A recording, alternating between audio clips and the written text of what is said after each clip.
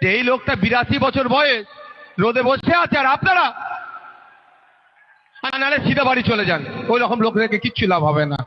সামান্য একটু রোদ থেকে বাঁচার জন্য যদি ছায়া খোঁজে, আর এখানে যারা সম্মানীয় যারা এসে বসে আছে আপনাদের ভবিষ্যৎ ঠিক করার জন্য রোদে বসে আছে, লজ্জা করছেন আপনাদের? যান, সিধা বাড়ি চলে যান। ওতে রম লেখলে কিচ্ছু লাভ হবে না। 5টা থাকবে, 5টা সলিড থাকা দরকার। যারা দূরে আছেন একটু বসেন তো ভাই, বসেন বসেন। শৃঙ্খলা যে জাতির মধ্যে নাই সেই জাতির অগ্রগতি হবে না। আপনার আমার মধ্যে যদি শৃঙ্খলা না থাকে, যতই ভালো ভালো বক্তা আসুক, নেতা আসুক, যাই আসুক, সেই নেতাও সে 10 চক্রে ভগবান ভূত হয়ে যাবে। আপনি নেতাকে তৈরি করে ঘুমিয়ে পড়লে নেতাও বিগড়ে যাবে। সেই নেতাকে আপনারা তৈরি করেন, নেতা ঠিকভাবে চলছে কি চলছে না সেইটারও দেখভাল আপনাদের করতে হবে। নেতার প্রতি আপনাদের নজর রাখতে হবে। তাই সব থেকে বড় নেতা আপনাদেরকে হতে হবে।